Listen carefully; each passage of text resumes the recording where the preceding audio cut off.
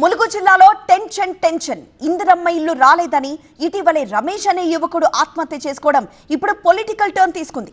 Congress BRS పార్టీలు పోటాపోటీగా నిరసనలకు పిలుపునివ్వడంతో ములుగులో tension వాతావరణం నెలకొంది. ముందస్తు చర్యల్లో భాగంగా ములుగు జిల్లా వ్యాప్తంగా సిటీ పోలీస్ యాక్ట్ అమలు చేస్తున్నారు పోలీసులు. అయితే బీఆర్ఎస్ తీరుపై తీవ్రంగా మండిపడుతున్నారు మంత్రి సీతక్క. ఆత్మహత్యలకు బీఆర్ఎస్ నేతలే కారణమన్నారు సీతక్క. అమాయకులను ఆ పార్టీ రెచ్చగొడుతోందని ఆరోపించారు. 10 ఏళ్లలో కాంగ్రెస్ కార్యకర్తలపై బీఆర్ఎస్ నేతలు పెట్టిన కేసులు ఈ 18 నెలల్లో తాము పెట్టిన కేసులపై చర్చకు సిద్ధమా అని బీఆర్ఎస్ కు సవాల్ చేశారు.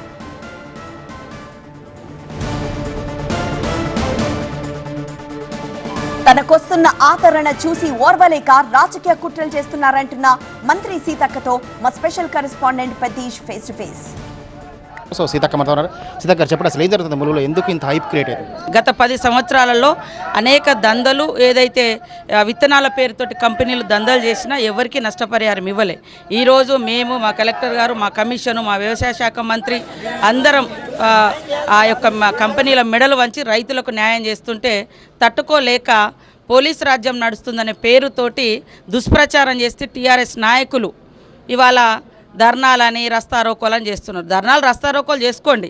అసలు నేను చెప్తున్నా కదా, బుట్టాయిగూడెంలో నాగయ్య మరణంలో, ఈరోజు రమేష్ మరణంలో టీఆర్ఎస్ ప్రోద్బలం ఉంది.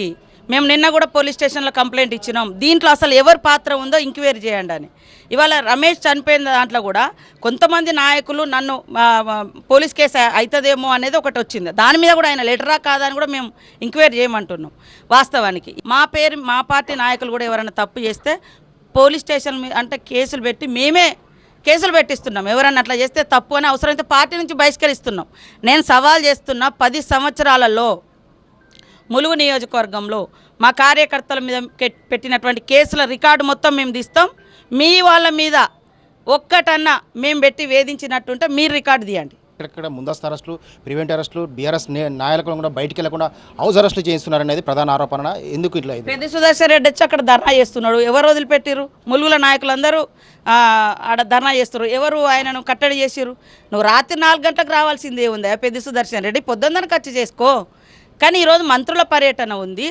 వాళ్ళు పోలీసులే వాళ్ళ జాగ్రత్త వాళ్ళు చెప్పారు, రేపు వేసుకోండి అని చెప్పారు ధర్నా. మాది కూడా ఉండే ఇవాళ లబ్ధిదారులతోటి ధర్నా. అంటే ఎట్లా వాళ్ళను ఇల్లు క్యాన్సిల్ చేయాలని కుట్రలు చేస్తారు. వాళ్ళు ఇవ్వలేదు ఇల్లులు, మేము ఇస్తే క్యాన్సిల్ చేయమని వాళ్ళని అధికారులను ఒత్తిడి చేస్తారు. కాబట్టి అందులో అనర్హులు ఎవరో అర్హులు ఎవరో తేల్చుకుందాం రండి అని రేపు లబ్ధిదారులది ఉండే. దాన్ని మేము కూడా వాయిదేసుకున్నాం, రేపు చేసుకుంటా ఉన్నాం. మామూలు వ్యక్తులను ప్రేరేపించి ఆత్మహత్యల వైపు కూడా, రాజకీయ కుట్రలో భాగంగా ఆత్మహత్యల వైపు కూడా ప్రేరేపిస్తున్నారని చెప్పి మంత్రి సీతక్క ఆరోపణలు చేస్తున్నారు. ఇంకోవైపు బీఆర్ఎస్ పార్టీ నేతలు కూడా పెద్ద ఎత్తున ములుగు చేరుకొని వారంతా కూడా నిరసన కార్యక్రమాలు తెలుపుతున్నారు. ఇంకోవైపు కాంగ్రెస్ పార్టీ శ్రేణులు కూడా పెద్ద ఎత్తున ములుగు చేరుకొని వారంతా కూడా నిరసనకు సిద్ధమవుతున్నారు. కెమెరా పర్సన్ మున్నాతో పెద్దీష్, TV9 వరంగల్.